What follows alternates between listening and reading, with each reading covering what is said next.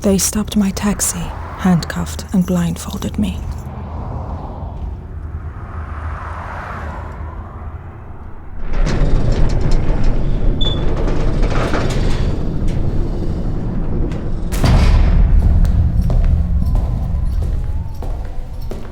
I can't see properly. I only know they're taking me to a small room. The guard said, take off your pants and face me. I took off my clothes one by one, naked like the day I was born. I'm shivering. I can't protect myself. Squat down. Get up. They keep ordering I'm surrounded by male voices, and that makes me shiver all the more. They say no one's going to find you anymore.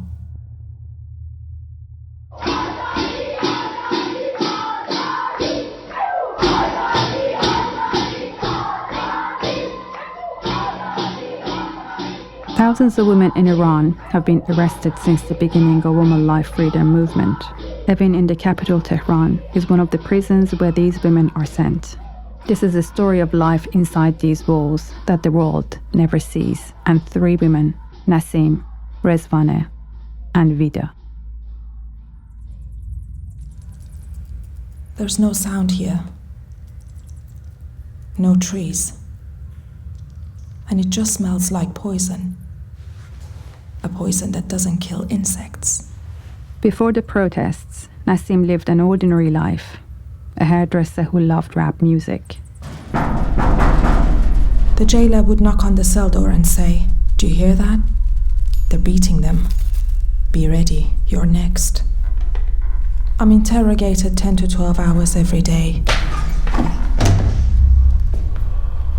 Men molest you here and no one cares.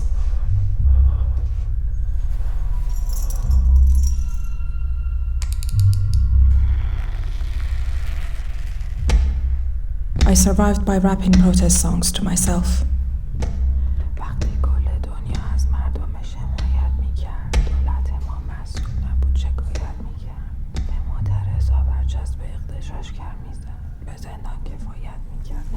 When one of your friends gets shot and killed, you will never be the same person again. But there were moments I thought this darkness would never end.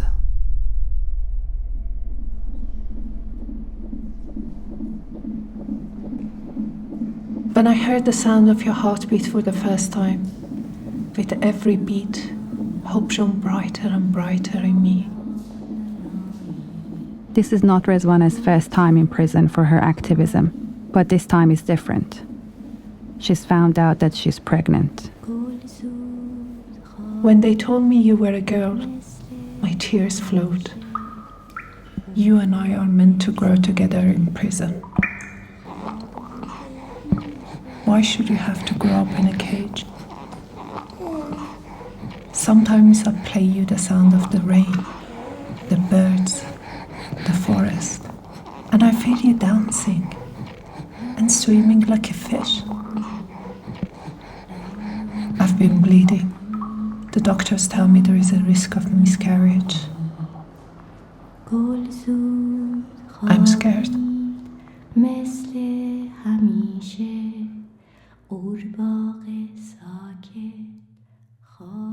The bottom of the stairs, dark and dirty, is where Vida and her friends hang out.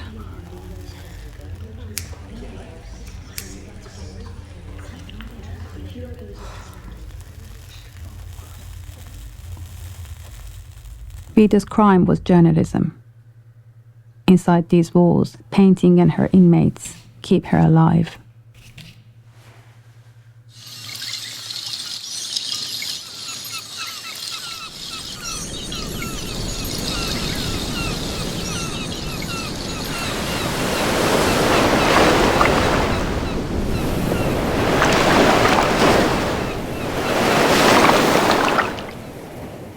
I painted the corridor like the ocean.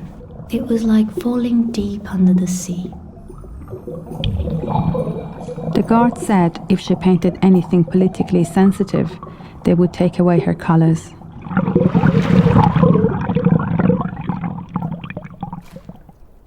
I painted crumbling bricks and a beautiful forest beyond. Narges joked that she would run and jump into the painting, but always hit the wall instead. They sprayed over the painting at night. After 4 months in solitary, Nasim is transferred to the main ward to await her sentence. The prisoners surrounded me. I could only cry.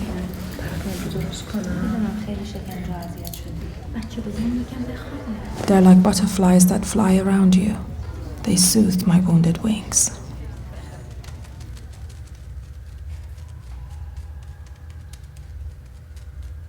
Every morning Rezvaneh wakes me.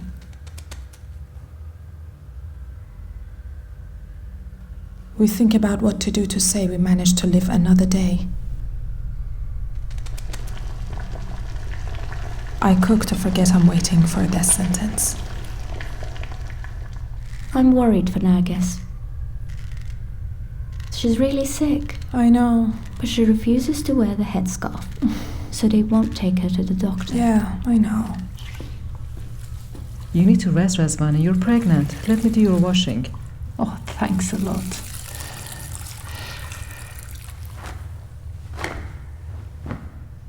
My sweet girl Mehfar, you'll be born in less than 7 weeks. I dreamed of you today at dawn. In my dream, you sat in front of me. Why were you frowning and so sad and full of questions? My little strawberry, I know you've been under a lot of stress. Please forgive me, my little girl, if you were hurt.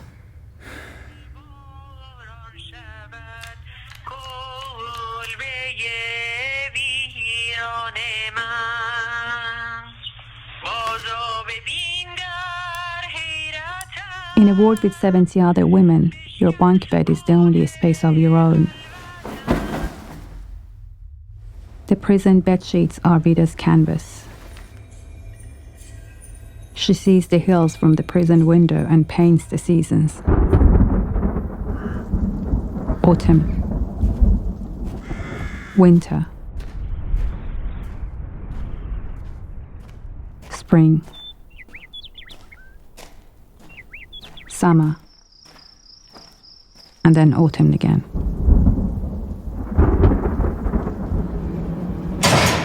She's painting Pakshan, who's been sentenced to death, so the world can see her face. When I get my sentence, will you draw me too? Wait until it happens. Pakshan's hair is not that white. I haven't done it yet, Varisha. It's just the white of the sheet. We joke with Varisha, saying, why bother dyeing your hair anymore? You're going to be executed. We laugh because we don't want to believe it. But deep down we're afraid.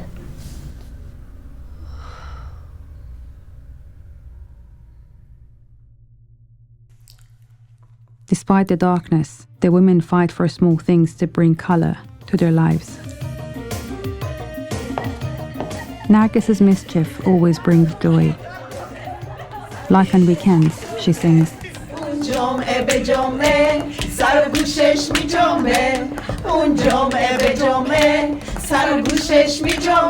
Narges, you're embarrassing us. You won the Nobel Peace Prize. Try and be a little bit more dignified.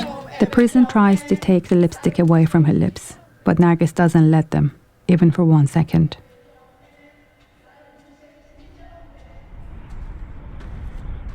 It's true what they say, though. Prison is a hopeless place. When you're alone, those feelings, like failure. Sometimes I ask myself, all the things I did that led me to prison, did they make any difference? My friends have all left Iran. One by one, they've left. But if I go, I admit defeat and add to the hopelessness. The hangings take place after the call to prayer at dawn. Nasim has been waiting for her sentence for 500 days. There are other women too, suspended between life and death.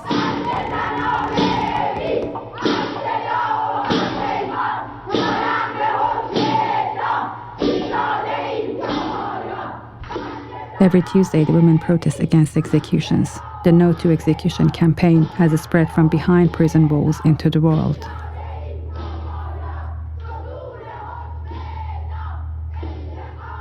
Even though the prison has caged us, it cannot cage our voices. They sentenced some of us to longer in jail and cut off phone calls and visits. For one person at least, the weight of the hangman's noose has lifted. Today they announced my sentence: 74 lashes, 6 years in prison, 20 years in exile. I could breathe again. I embraced the life I felt I would lose at any moment.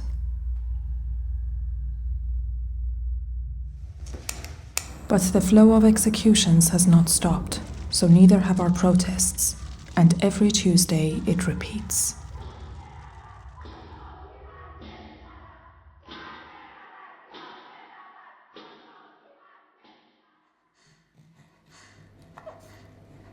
My dear Mehfar, you're here. Please forgive me for not having milk to give you. It's because of the stress of prison.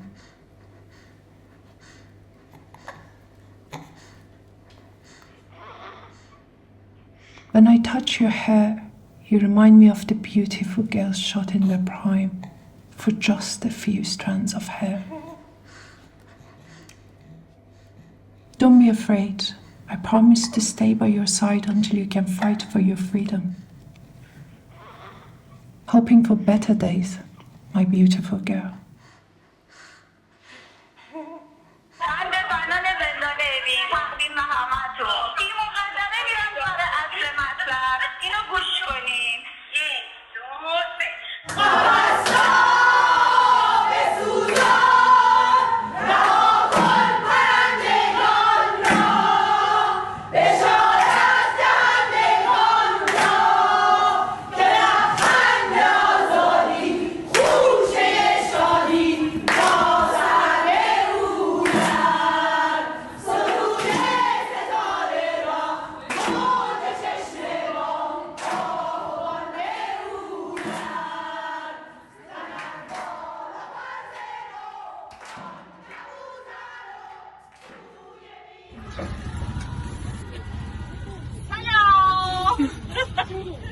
سلام حال شما خوبی؟ حالتون چطوره؟ مرسی